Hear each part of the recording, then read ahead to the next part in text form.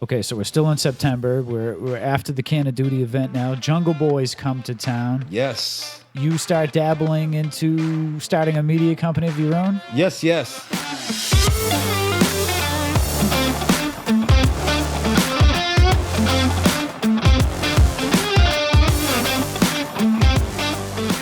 Around that time frame, I started Those Two Guys Media with Stephen McTally.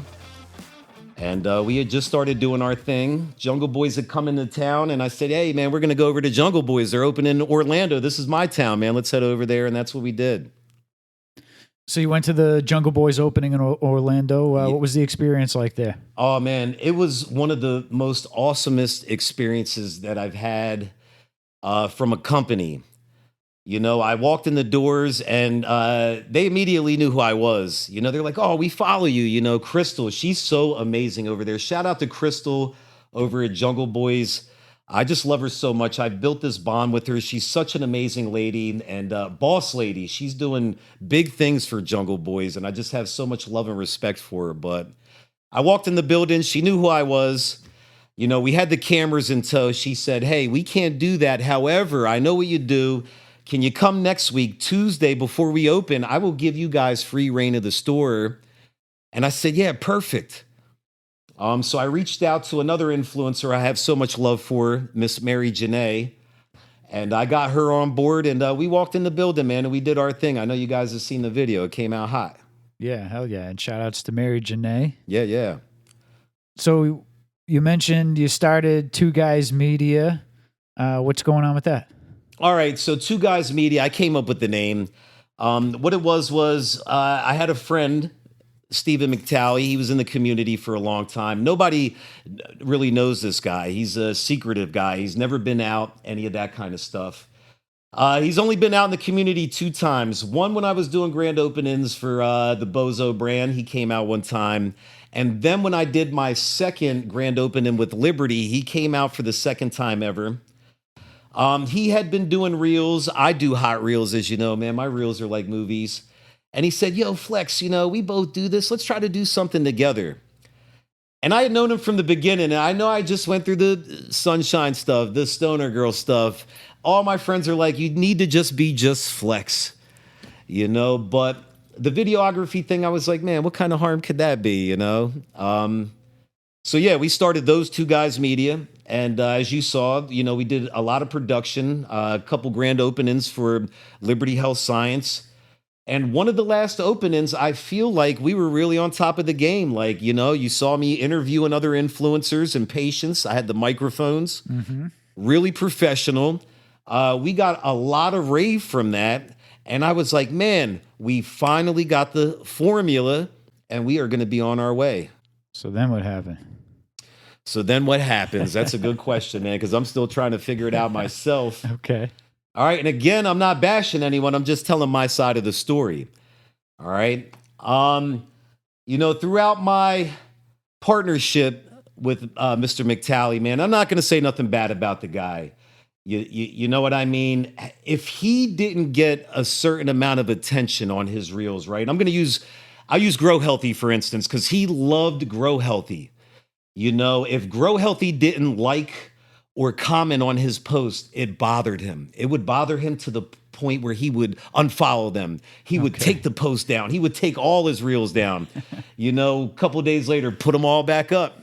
Okay. You know, so I knew that was his thing, right? We all have some type of symptoms. I get that. And I'm mindful of that, you know?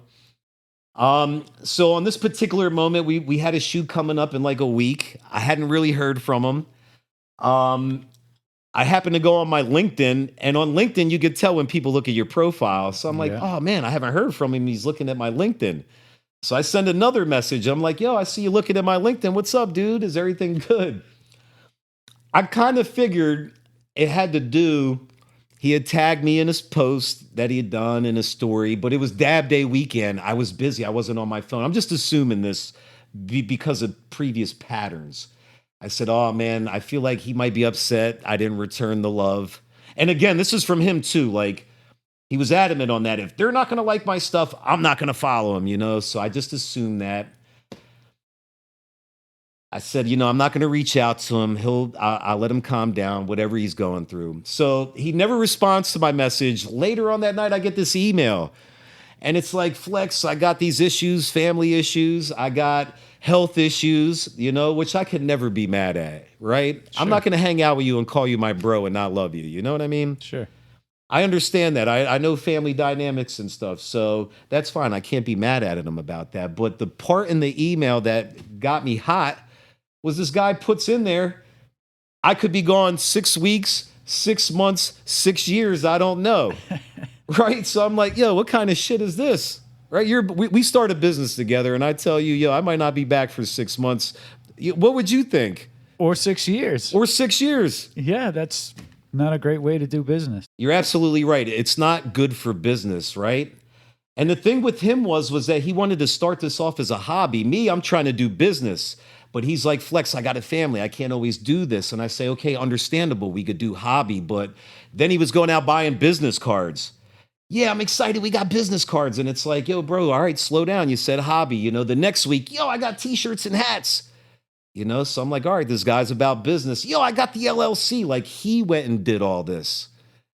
In my mind, we were doing it as a hobby. If business happened, it happened. So, but yeah, so the 6 months, 6 weeks, 6 years, I'm like, what kind of shit is that? Like, that is just unacceptable. Especially when we had just done some of the best body of work that we had done, dropped. I just didn't understand it. And then to fast forward a couple weeks later, it's been like 3 weeks. The guy's back on Instagram with his title brand ambassador. Like, he's never been a brand ambassador. I don't understand it. The guy said he was going to be gone all this time for all these issues, but he's back 3 weeks later. He's on another social app dropping content. And it's just funny because one of his highest viewed videos is the one featuring me. So I don't get it. But what I do know is this. It was the final lesson of 2022 for me. And it solidified the fact that moving forward next year, I am solo. Unless I collab with other great people that bring something to the table, that are already established, that already have their own brand, their own name, their own buzz. And that's just what it is. I am done because of this especially, I am done partnering with people. And that's my final lesson for 2022. Why don't we wrap it up with how you want to leave 2022 and your goals for 2023? All right, to quote one of my favorite artists, Meek Mill, he says, wins and them losses, it comes with being bosses. And even though this year did have some crazy moments, I feel like I truly didn't suffer any losses. Okay. And I got to finish off the year doing one of the greatest things that somebody could possibly do that's in this industry. I was able to fly out to my home state of New Jersey.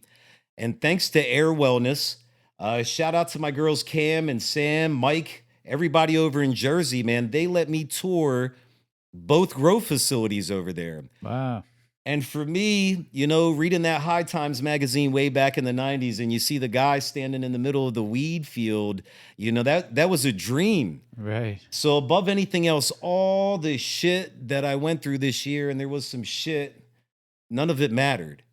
Because at the end of this year, man, my dreams came true, and it's just the beginning of a dream that's going to be so much greater, and I'm looking forward to the future.